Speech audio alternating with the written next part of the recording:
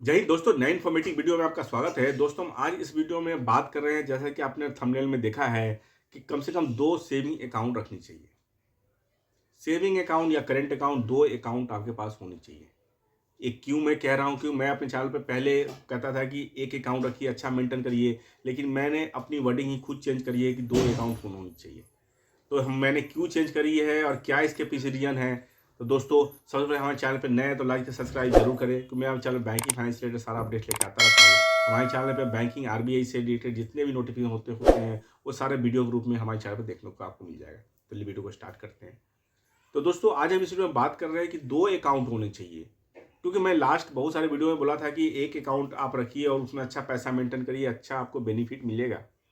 लेकिन दोस्तों, ये मैं अपनी भावना चेंज किया हूँ। क्यों चेंज किया हूँ इसके अंदर में, क्योंकि आज के डेट में देखा गया है कि आए दिन कोई ना कोई बैंक देखा जाए तो दिवालिया हो जा रही है।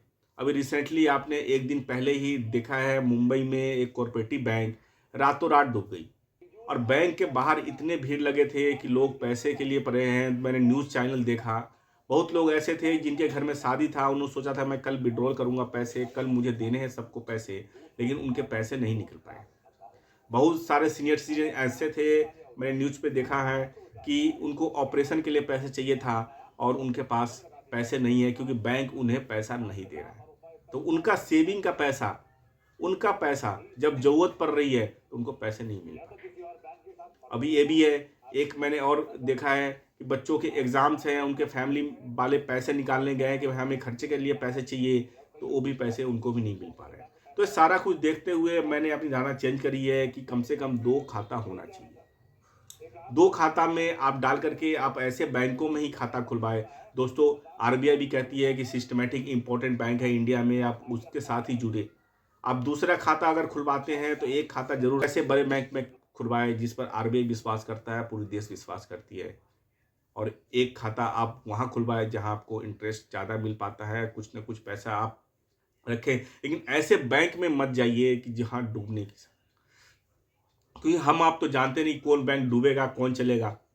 और आरबीआई को भी देखा गया, बहुत सारे लोगों ने क्लेम भी किया है कि बैंक का अगर 2 साल से स्थिति ऐसी चल रही थी तो आम जनता को क्यों नहीं इन्फॉर्म किया गया, पब्लिक पोर्टल पे क्यों नहीं लाया गया कि बैंक के साथ प्रॉब्लम है, तो लोग वहाँ से पैसा उठा लेते।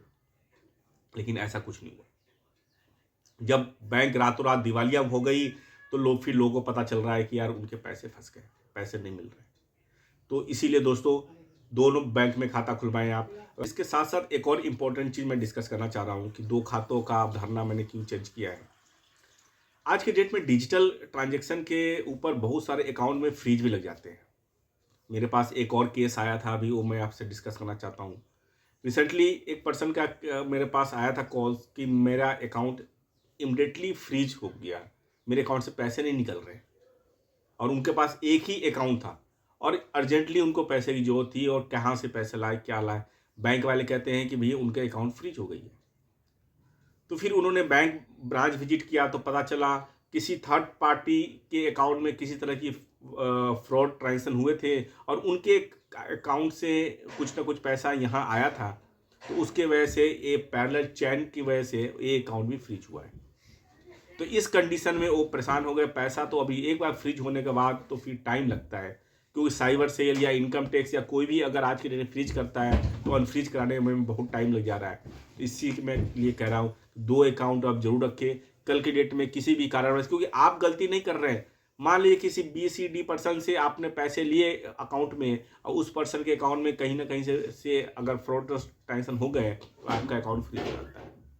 तो दोस्तों, 2 अकाउंट जरूर रखें आप। करंट अकाउंट भी अगर आप बिजनेस कर रहे हैं तो कोशिश करिए 2 बैंकों में अकाउंट रखने का। लेकिन आज की डेट में अगर देखिए कि आपकी कोई पेमेंट आनी है, किसी वेंडर को पेमेंट करना है, एकाएक उस बैंक के सर्वर डाउन हो गए या नेट बैंकिंग चलने बंद हो गए, तो आपका वो वेंडर नहीं सोचेगा कि भैया इनका बैंक में दिक्कत है। वेंडर को तो डायरेक्टली माइंड में आएगा यार ये पार्टी पैसा नहीं दे रही है।